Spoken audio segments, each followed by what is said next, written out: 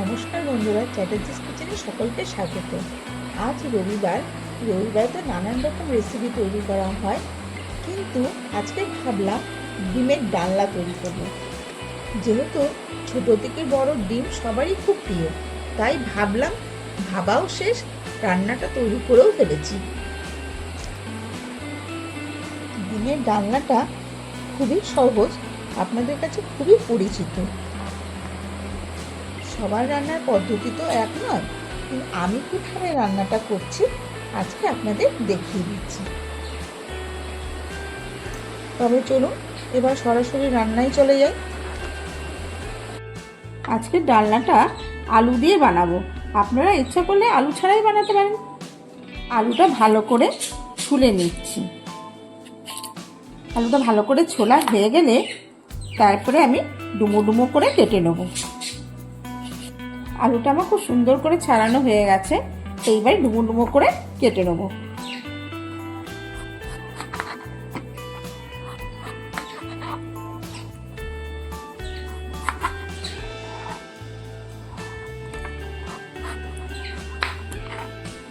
কাটা আলুগুলোকে জলে ভিজিয়ে রাখছি।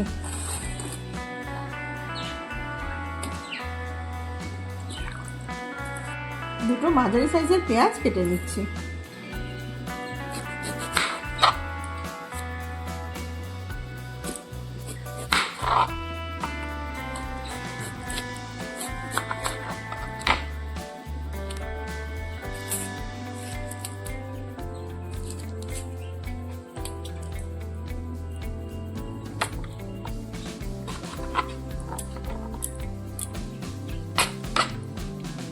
পেঁয়াজটাকে কুচি কুচি করে কেটে নেব।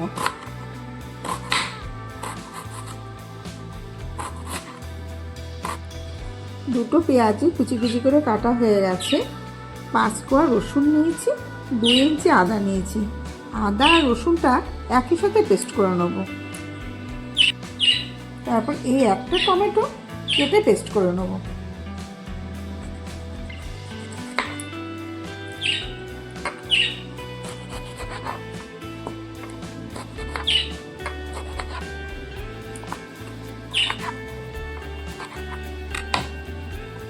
রসুন আর আদার খোসা ছাড়িয়ে পেস্ট করে নেব।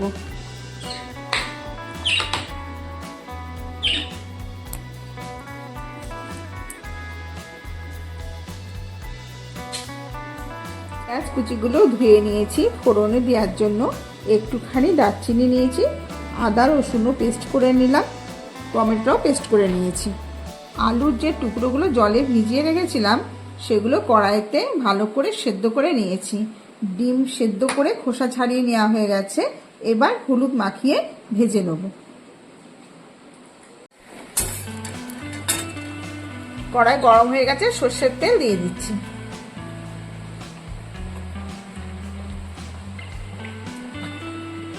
হলুদ ভালোভাবে ডিমে মাখিয়ে নিচ্ছি। এইবার আমি যাতে ডিমটা না ফোটে তার জন্য খুন্তি দিয়ে একটুখানি করে চিড়ে দিচ্ছি।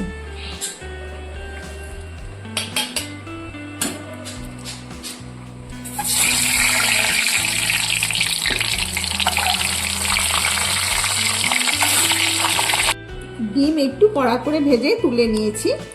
এবার ওই তেলের ভেতরেই দারচিনিটা ফোড়ন দিয়ে দিলাম। এইবারে পেঁয়াজ কুচিগুলো ভেজে নেব। পেঁয়াজগুলো প্রায় ভাজা হয়ে এসছে, বেরেস্তা না, একটু কমই ভাজবো। এই পেঁয়াজের মধ্যেই আলুগুলো দিয়ে দিচ্ছি, দিয়ে একটুখানি তেলে নেড়ে চেড়ে নিয়ে এর মধ্যে একে একে সব মশলাগুলো এবার দিয়ে দেবো। আদা রসুন বাটাটা দিয়ে দিচ্ছি।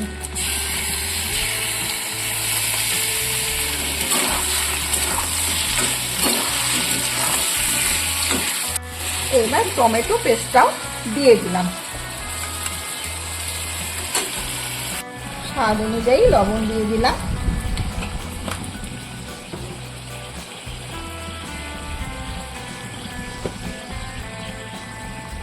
1 চামচ হলুদের গুঁড়ো,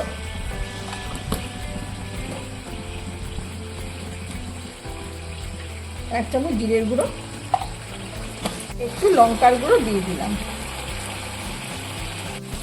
তবে ভালো করে নেড়ে চেড়ে কষিয়ে নেব।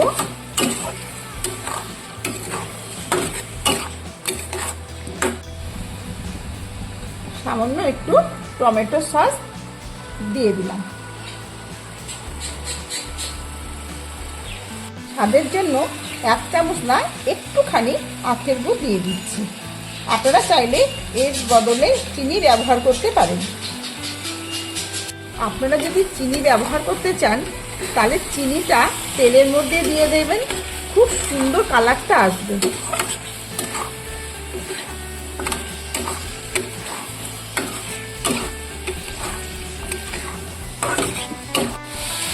দেখুন কষানোটা হয়ে গেছে, তেলটা ছেড়ে এসছে। এইবার জল দিয়ে দেব। যে যেরকম ঝোলটা পছন্দ করবেন সেই অনুযায়ী জলটা দেবেন। আমি জল অল্পই দিলাম। আলুটা যেহেতু আমার আগে থেকে সিদ্ধ করা ছিল, তাই জলের পরিমাণটা আমি খুবই একটু কম দিলাম। এবার ডিমগুলো ছেড়ে দিচ্ছি।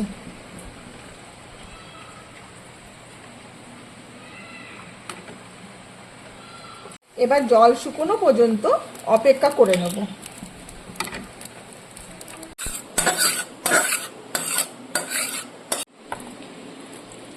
তৈরি আমার ডিমের ডালনা। চটজলদি ডিমের ডালনা একদম তৈরি। তবে আজকে এই পর্যন্তই। আবার চলে আসবো আগামীকাল আর একটা রেসিপি নিয়ে।